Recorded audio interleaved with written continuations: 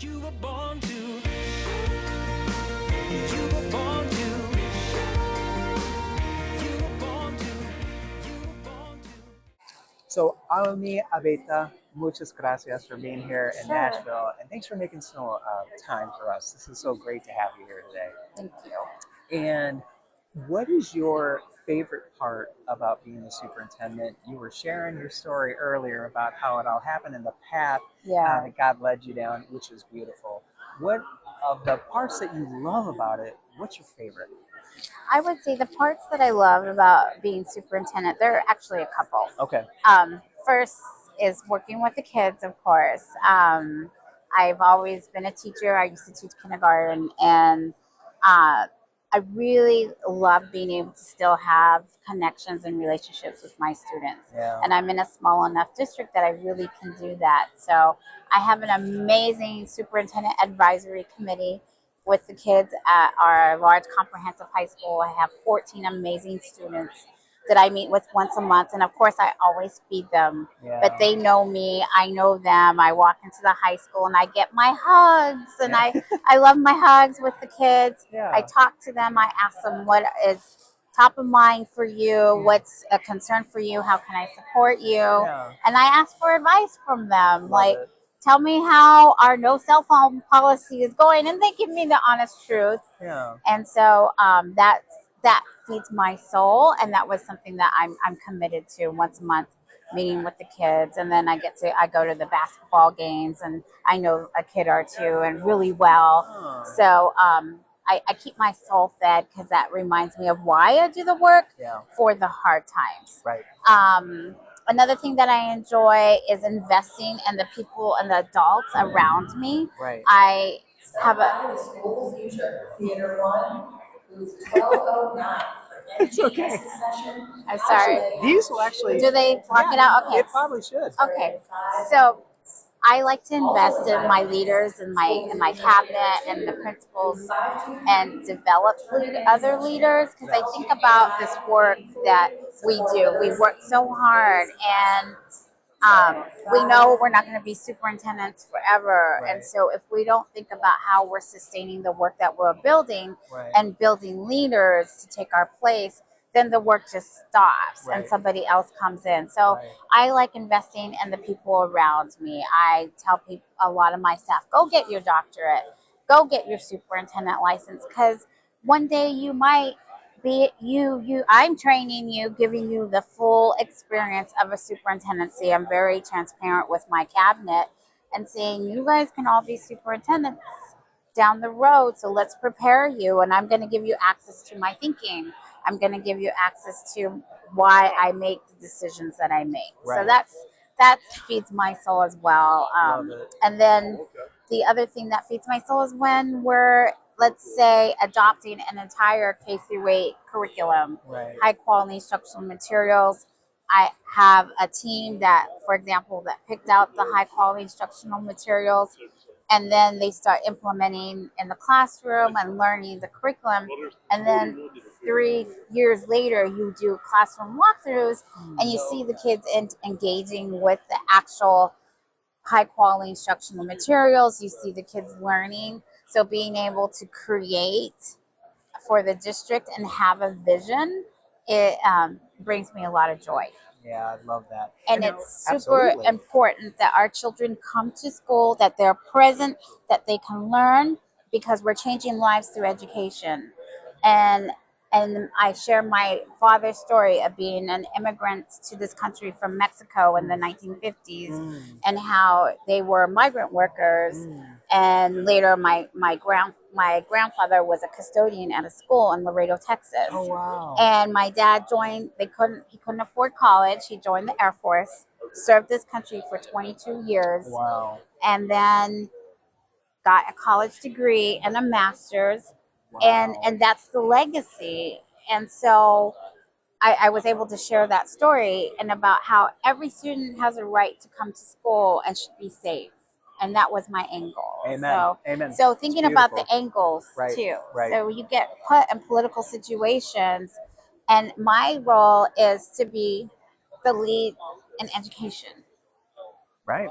You're running the whole program. You're running the district. That's Correct. it. All the answers are coming from you. So I love how you're, number one, praying, Yes. right? Seeking the ultimate Yeah. wisdom, and then how that's going to impact so many people. Correct. Your district, the teachers, the kids, the parents, everything. Yes. So Yes. that's Yes. you're doing such a beautiful job. Thank you.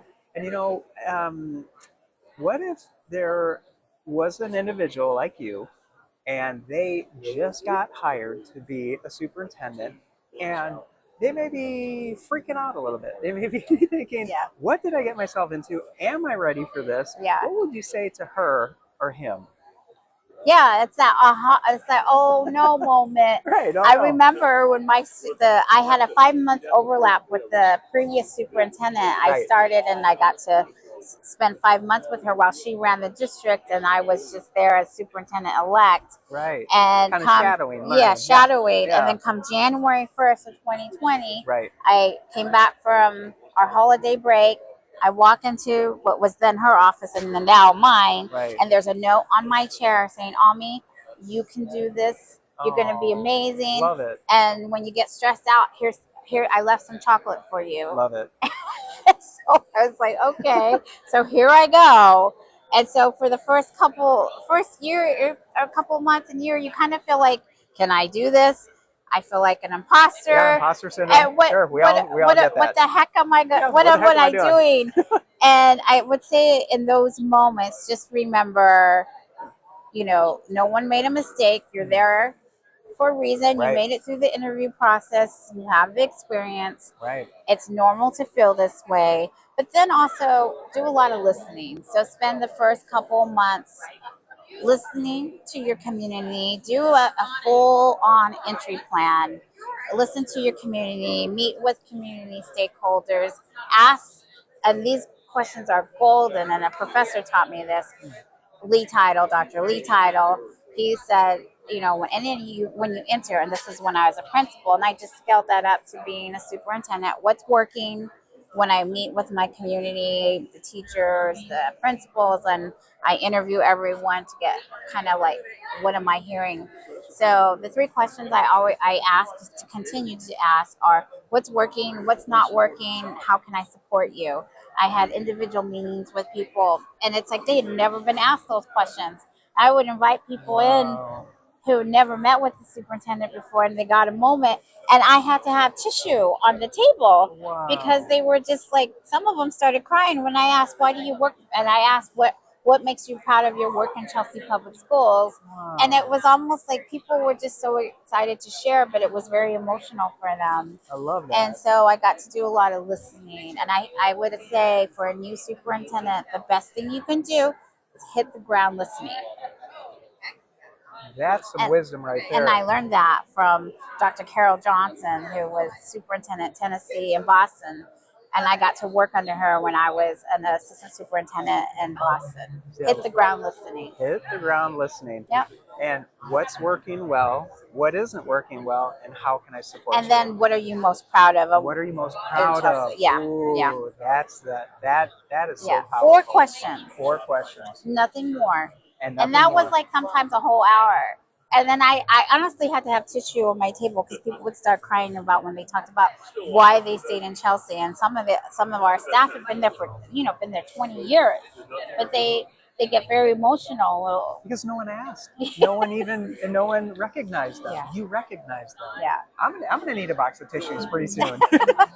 So there's no mistake that you are exactly where you are. Oh, absolutely. Yeah. Like I said, I've tried to run away. Yeah. Do you remember those cartoons? Because you and I are old enough to remember Tom and Jerry. Yes. Oh, and then absolutely. Tom would grab Jerry by the tail. Yes. And catch him by the tail. Yes. That's sometimes my story. I try to run away, Yeah. and then I get grabbed by the tail and say, "No, you get back here." Yeah, and that's God grabbing us, and going, "You're exactly where I want you to be. You're doing exactly what I made you to be, and you're serving, right? You're serving just the way." Yeah. I love it. I love your story. And Almi, ClassDojo is such a cool company and how they're enabling parents to be connected to what their kids are learning at school more than ever. And how is that as a superintendent?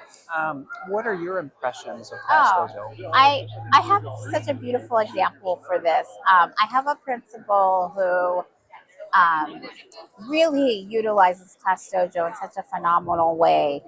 And, oftentimes when we communicate with our families in schools, our families are only hearing the negative. If the school calls, it's like, oh, Right. Uh-oh, what did what little happened? Juan do today? Gosh, Yes. 'Cause, it's true. For me, what did Michael do? What did Miguelito do? Not today. Exactly. And so what she has done, and I remember I was walking through her building, and she's like, Army, I want you to know, I have all my kids taking the iReady test. Yeah. And then if they are made growth and improvement, a lot of, I'm personally sending little notes to teachers No way. about to their parents. To the parents, I'm sorry. yeah. She personally, the principal, is Ooh. personally sending little messages to the parents Of how their saying, kids are doing well. yes. Instead of they messed up today, Yeah. they're in trouble. I'm just letting you know your Oh. kid has shown growth in this, but we're so In proud. reading skills or Yeah. math skills or creative skills or Correct. writing skills. Yeah. Oh, I love that. Yeah. So parents must feel amazing. Yeah.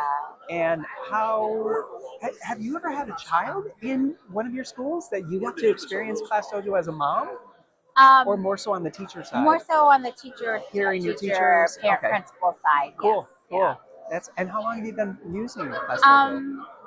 I would say probably since during the pandemic. Oh, that's great. Since 2020, maybe. Yeah, that's fantastic. Yeah, and I have to go back and look, but Yeah. I do recall it's almost like all this stuff, a lot of stuff online started happening during 2020.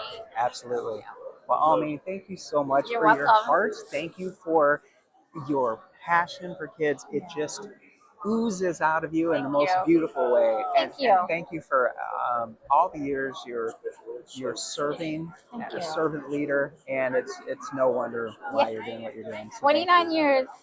Thank you so much. You're welcome. No, it's Thank you. perfect. Born to. You were